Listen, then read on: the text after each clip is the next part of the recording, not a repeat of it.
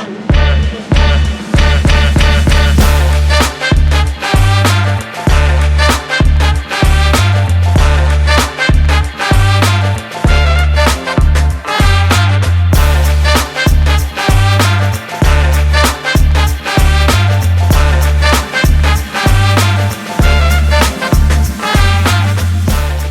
day.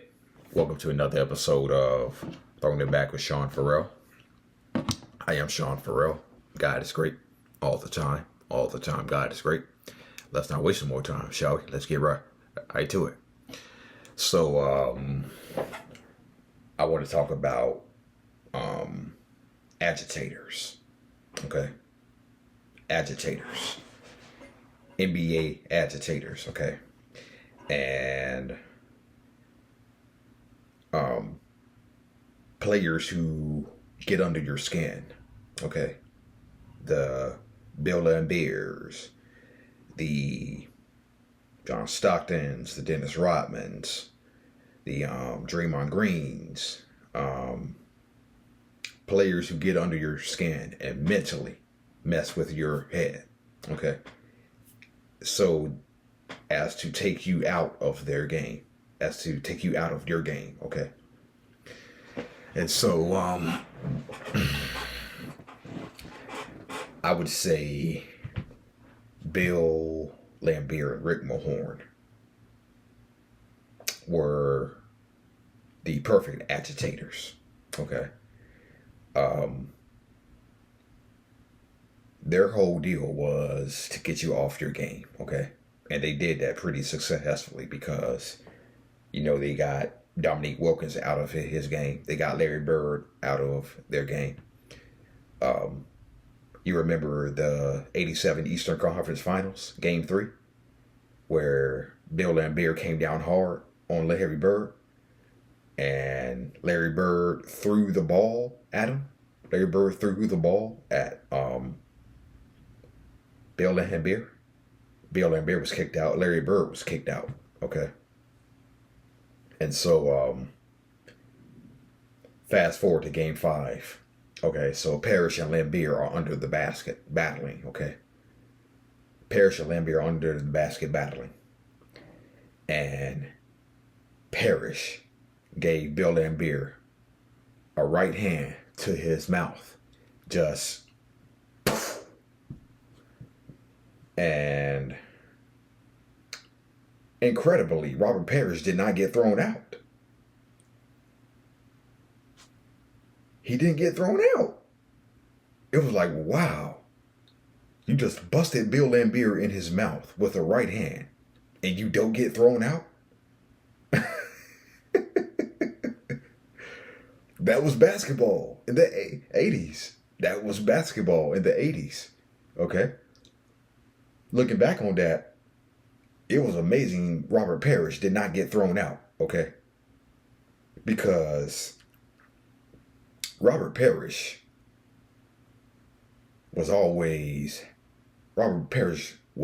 had a cool, calm demeanor, okay? Robert Parrish had a cool, calm demeanor. But just for this one time, he didn't. When he popped Bill Laimbeer in his mouth and did not get thrown out. Okay? Sort of like when Christian Laettner, you remember when Christian Laettner, Duke versus Kentucky. You remember when Christian Laettner stepped on the guy's chest in the in Kentucky versus Duke, and Christian Laettner didn't get thrown out? Yeah. But anyway, Bill Laimbeer, Rick Mahorn were the perfect agitators. And their pupil was clearly Dennis Rodman. Okay? Because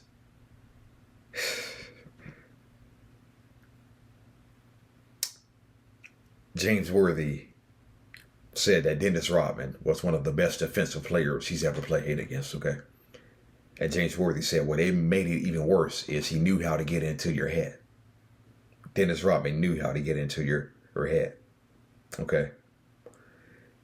And so James Worthy said Dennis Rodman would squeeze your butt. Okay? I kid you not.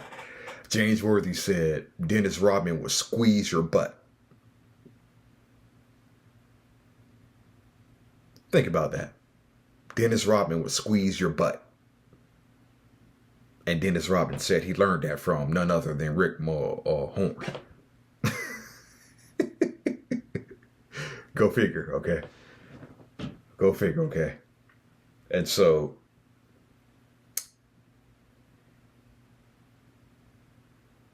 they got under James Worthy's skin in the 1989 finals, okay? And they were constantly messing with AC Green too, okay? The Detroit Pistons would not stop messing with AC Green. They kept picking on AC Green, okay? And AC Green didn't like it. They kept picking on Worthy and AC Green. I would encourage y'all to go to YouTube and YouTube Pistons won't stop messing with AC Green, okay? So when he went to Chicago,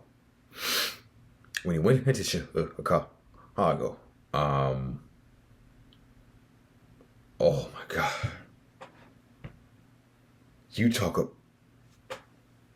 I have never seen a player like Dennis Rodman so easily get under someone's skin as Alonzo Mourning.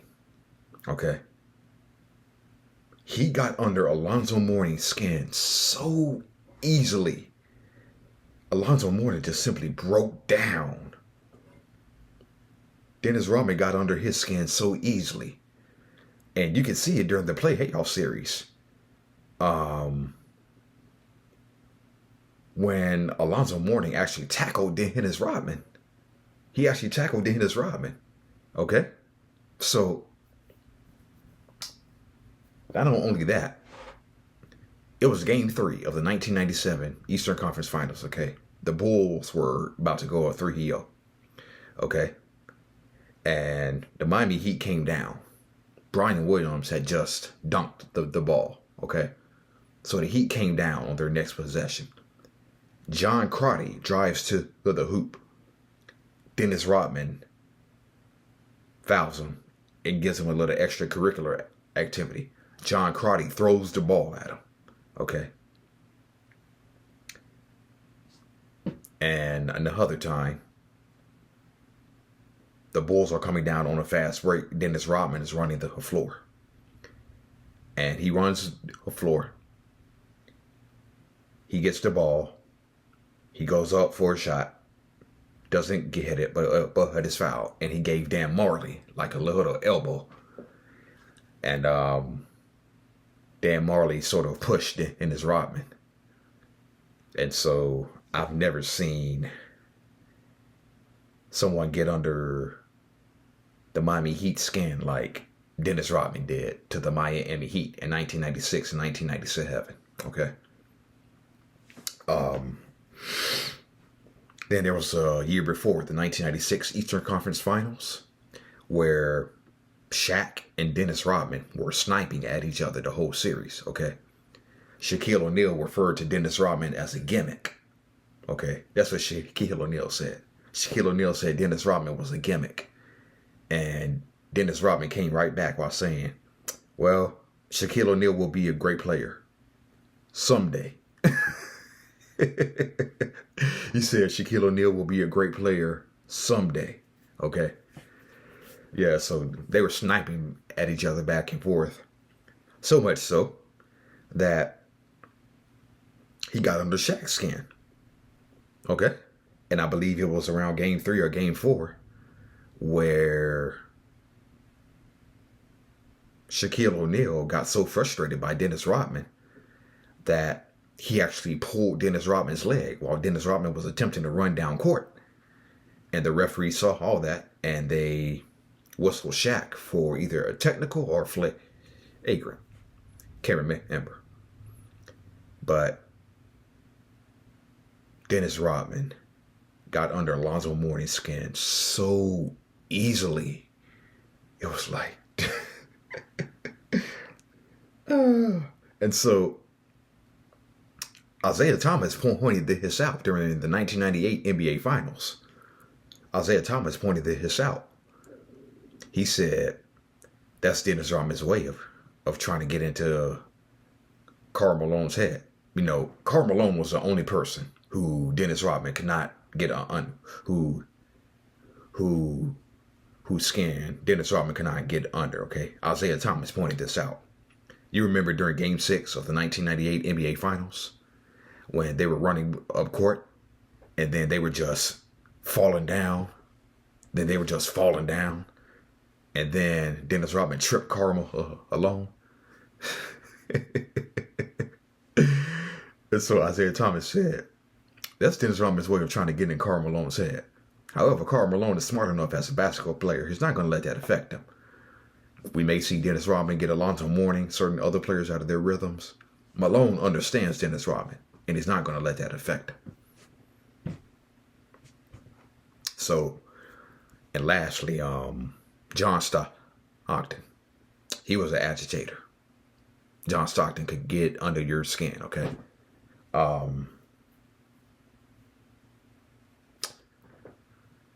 It was during Game 5 of the 1999 NBA playoffs, first round, when they were playing the Kings, okay? And the Jazz won in overtime, okay? The Jazz won in overtime, but there was a period of time in the second quarter where Sacramento Kings, Jason Williams, was guarding John Stockton, okay? And you know, and NBA players can sense when you're getting frustrated. NBA players can sense when you're getting frustrated.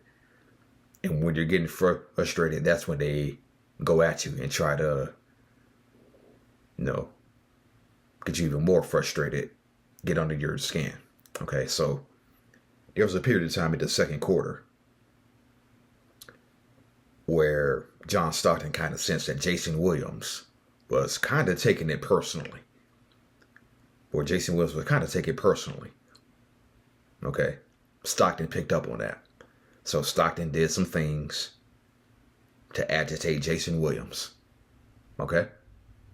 Stockton did some things to agitate Jason Williams. And Jason Williams took the bait.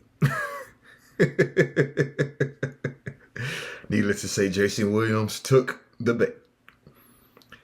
Jason Williams took the bait. And in the process of taking the bait, he picked up 2 fouls. Stockton was able to bait him into 2 fouls. And eventually Rick Adelman pulled him from the game. Okay? Because Rick Adelman knew that, hey, kid, you're taking it too personal, man. John Stockton sensed that. He picked up on that. And he baited Jason Williams. Jason Williams took the bait. And in the process of taking the bait he picked up, Stockton baited him into 2 quick fouls. And that's gamesmanship. That's gamesmanship. That's veteran savvy by John Stockton. Yeah, so yeah. John Stockton,